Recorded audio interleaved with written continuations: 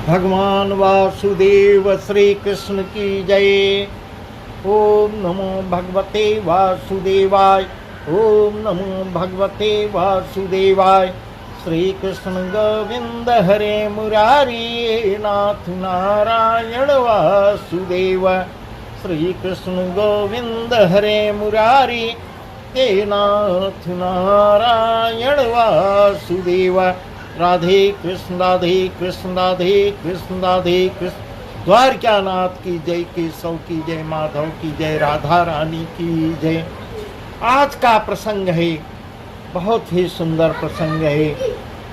प्रभु अपनी बाल लीला कर रहे हैं, उसी में राक्षसों का वध करते हैं।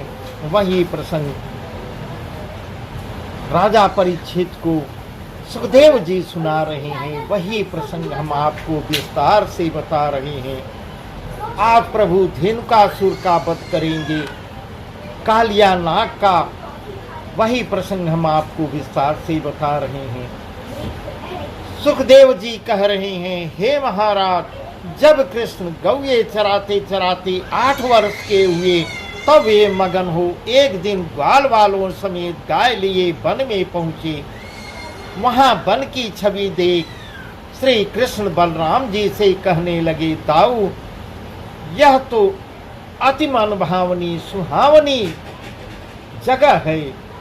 देखो कैसे वृक्ष झुक रहे हैं और भांति भांति के पशु पक्षी यहाँ कलरव कर रहे हैं।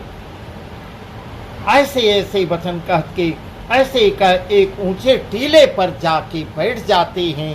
वहां पर प्रभु विराजमान हो जाते हैं। फिर कारी गोरी घुमरी पीरी धौरी भूरी नीली कह पुकारने लगे। सुनते ही सब गायें सबका नामकरण किए हुए हैं। सुनते ही सब गायें रमाती हाँफती दौड़ती चली आती हैं। कितना बढ़िया वर्णन कर रहे हैं। उस समय ऐसी शोभा हो रही है कि जैसे चहुं ओर से वर्ण वर्ण की घटा फिर आई हो। फिर श्री कृष्णचंद्र जी गौए चराने को आगे बढ़ते हैं, हाँकते हैं उनको भाई के साथ मट्ठा छाछ पीते हैं। कदम्ब की छां में एक सखा की जांग पर सिर धर कर सो जाती हैं। वही प्रसंग बता रहे हैं। कितनी एक बेर में कुछ देर बाद जब जागते हैं तो बलराम जी से क्या कह रहे हैं। इतना कह आधी गाय और ग्वाल पाट बन के फल फूल तोड़ झोलियों में भर भर लगे।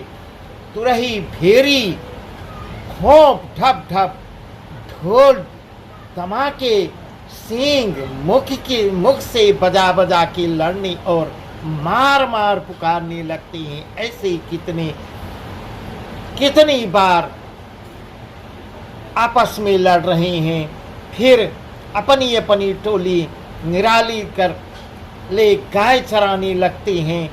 इस प्रकार आपस में खेलते कूदते हैं, मनोरंजन करते हैं। उसी बीच बलदेव जी से किसी सखा ने कहा, महाराज, यहाँ से थोड़ी ही दूर एक ताल वन है जिसमें अमृत समान फल लगे हैं। वहाँ गधे के रूप में एक राक्षस रखवाली करता है। यह सुनते ही बलराम जी ग्वालों समेत वन में जाते हैं और लगे ईंट पत्थर ढेला लाठियां मार मार कर फल तोड़ने लगते हैं। वह शब्द सुनकर धेनुका नाम का राक्षस देखता है, दौड़ता हुआ आता है और उसके आते ही फिर कर बलदेव जी के छाती में एक दुलक्ती मारता है, उछल के उनके ऊपर कूद जाता है। तब उन्होंने उसे उठाकर दी पटका। इस प्रकार का वर्णन कर रहे हैं।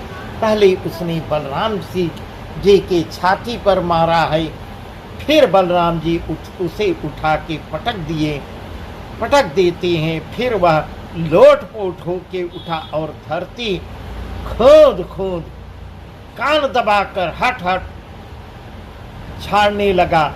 इस तरह बड़ी देर तक मल्ल युद्ध चलता रहा, लड़ता रहा तथा निदान यह हुआ कि बलराम जी ने उसकी दोनों पिछली टांगे पकड़कर घुमाकर ऊंचे पेड़ पर ऐसा फेंका कि गिरते ही वह मर जाता है और उसके साथ वह रुख भी टूट पड़ा। दोनों के गिरने से अति भारी जोर से आवाज आती है और सारे वन के वृक्ष हिल उठते हैं। इतनी बड़ी आवाज होती है कि सारे बगीचे में कंपन पैदा हो जाता है। इस प्रकार बाल लीला चल रही है। एक असुर मारा है बलराम, सो पड़ा हुआ है वही यहीं थाम। इतनी बातें सुनते ही श्री कृष्ण भी बलराम जी के पास आ जाते हैं। तब धेनुक के साथ जितने राक्षस थे उसकी एक टोली थी, सो सब चले आते हैं। उन्हें श्री कृष्ण चंद्र जी ने सहज ही में मार गिराए, ऐसा वर्णन कर रहे हैं। देखते देखते चुटकी बजाते प्रभु ने उनको समाप्त कर दिया। तब तो सब ग्वाल बालों ने प्रसन्न हो निधड़क फल तोड़ने लगे, मानो झोलियां भर ली और गाय घेर श्री कृष्ण जी ने बलदेव जी से कहा, भैया बड़ी देर से हम लोग आए हैं, अब घर को चलना चाहिए। इस प्रकार कह रहे हैं। इतना वचन सुनते ही दोनों भाई गायों को लेकर ग्वाल बालों समेत हंसते खेलते सांझ को घर को आ जाते हैं और जो फल लाए थे सो सारे वृंदावन में बंटवाया। सबको फल दे दे के विदा किया और जाके विश्राम करते हैं। भोर के तड़के उठते ही श्री कृष्ण ग्वाल वालों को ऐसे नित्य प्रतिक्रिया चल रही है। सुबह होते ही फिर कृष्ण ग्वाल वालों को बुलाते हैं, कलेवा आदि करके गाय ले वन को चले जाते हैं और गौ चराते हैं। इस प्रकार काली दह पर जा पहुंचते हैं। वहां ग्वालों ने गायों को पानी पिलाया और आप भी पिया। अब यह प्रसंग सुखदेव जी बहुत ही सुंदर ढंग से राजा परीक्षित को बता रहे हैं। हे राजन,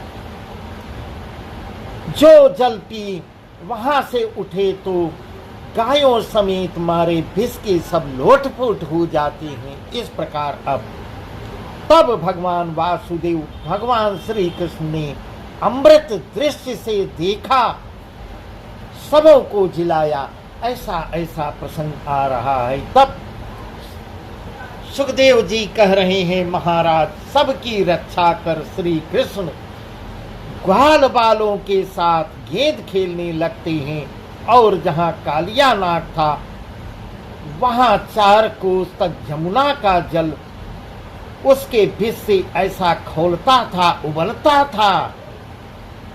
उसका असर 4 कोस तक था कि कोई पशु पक्षी तहां न जा सकता था और जो भूल कर जाता भी था सो लपट से इतनी जहरीली गैसें निकलती थी कि लपट से झुलस कर गिर पड़ता था और तीर पर कोई रुख भी न उपजता। इस प्रकार कह रही हैं। एक अविनाशी कदम्ब तट पर था। इस प्रकार उस पर एक समय अमृत चोंच में लिए गरुड़ आ बैठे। उसके मुख से एक बूंद अमृत की उस पर गिर पड़ी थी, इसलिए वह रूख बचा रह गया। इस प्रकार बता रहे हैं कि गरुड़ के मुंह से अमृत की एक बूंद बची रह गई थी, जिससे वह बचा रह गया। इस प्रकार वर्णन कर रहे हैं। बस आज का प्रसंग यहीं तक। आगे बहुत ही सुंदर कालिया कालिया नाग का प्रभु वर्णन करेंगे। बहुत ही सुंदर सुंदर कथाएं हैं जो हम आपको कल बताएंगे। भगवान वासुदेव श्री कृष्ण की जय। ओम नमो भगवते वासुदेवाय। ओम नमो भगवते वासुदेवाय। श्री कृष्ण गोविंद हरे मुरारी, हे नाथ नारायण वासुदेव। श्री कृष्ण गोविंद हरे मुरारी, हे नाथ नारायण वासुदेव। राधे कृष्ण राधे कृष्ण राधे कृष्ण राधे कृष्ण। द्वारकानाथ की जय, केशव की जय, माधव की जय, राधा रानी की जय।